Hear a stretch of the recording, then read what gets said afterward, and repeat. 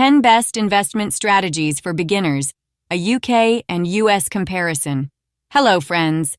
Emily Bennett here. Today, we're diving into something I'm incredibly passionate about, helping you take control of your financial future through investing. If you're watching from the UK, the US, or anywhere else, this one's for you. Investing can be intimidating. I've been there myself. But with the right strategies, you'll soon feel much more confident. We're going to explore the 10 best investment strategies for beginners and compare how things work across the UK and the US.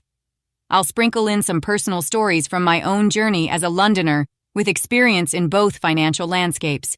Let's get started, shall we? Setting the scene. The importance of starting early. I always tell people the earlier you start, the better. When I was a teenager, I watched my father build his garment business from the ground up. I remember my mother, a senior investment banker, sitting me down one afternoon over a cup of tea and explaining compound interest. "It's like planting a tree," she said. "The sooner you plant, the sooner it grows." In both the UK and the US, compound interest is your best friend. Even if you can only invest a little to begin with, starting early gives your money more time to grow. Diversify your investments. Don't put all your eggs in one basket. Now, who doesn't love a good English breakfast, right? But imagine if every morning all you ate was eggs. It'd get dull pretty fast. It's the same with investing. Diversification means spreading your investments across different types of assets, stocks, bonds, maybe even a dash of real estate. In the UK, many beginner investors often start with UK stocks or bonds, but adding international exposure, especially in US tech stocks, for instance, can balance things out. In the US, it's similar, but often people diversify with UK or European markets. A balanced portfolio gives you options and stability, whether you're enjoying a full English or a more international menu. Pound cost versus dollar cost averaging. One of the most practical strategies for beginners is pound cost or dollar cost averaging. What's this? Well, instead of dumping all your savings into the market at once, you invest a fixed amount regularly, monthly for example, regardless of whether prices are up or down. When I started with my first job at Barclays Wealth Management, I was putting a portion of my salary into an ISA, individual savings account, every month. In the US, people might use a 401k or IRA for the same purpose. The beauty is, you're smoothing out the bumps. No worrying about the market's highs and lows.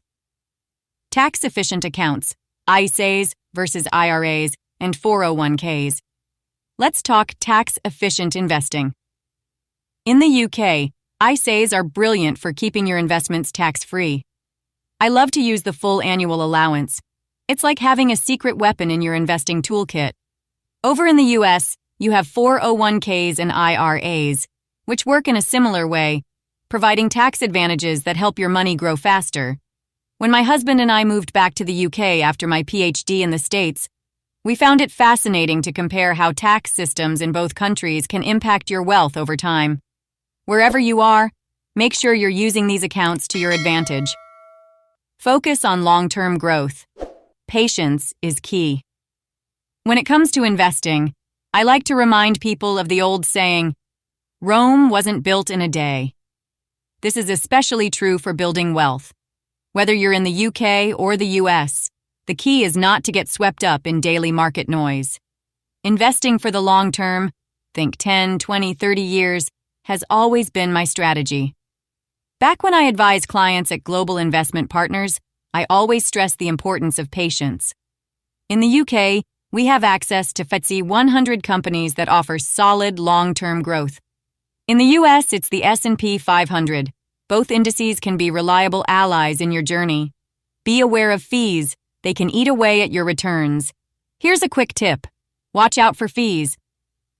Whether you're in London or New York, investment platforms and funds charge fees, and they can really eat into your returns if you're not careful.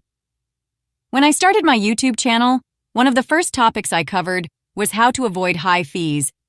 In the UK, platforms like Hargreaves Lansdown can have high charges, so I often recommend checking alternatives like Vanguard. In the US, Similar platforms exist with varying fees, so do your research. A 1% fee doesn't sound like much, but over 30 years, it can seriously add up. Invest in what you know. Warren Buffett, one of my favorite investors, always says, invest in what you know. And it's solid advice. I remember a few years ago when I first started investing heavily in tech stocks because I had a deep understanding of the sector. In the UK, it might be companies like ARM or Vodafone. In the US, perhaps Apple or Microsoft. Stick to what you understand, whether that's tech, consumer goods, or real estate. You'll feel more confident in your choices. Regular reviews. Check your progress, but don't obsess.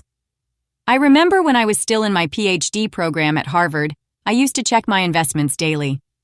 I thought it made me informed, but in reality, it was exhausting and led to poor decision-making. Now, I recommend setting a time to review your portfolio every 6 months or once a year. This helps you stay on track without getting bogged down by market fluctuations. Stay educated. Constant learning is key. A personal story here. My passion for finance started young, but even today I'm constantly learning. Whether it's picking up Benjamin Graham's The Intelligent Investor or attending financial seminars, I'm always seeking more knowledge.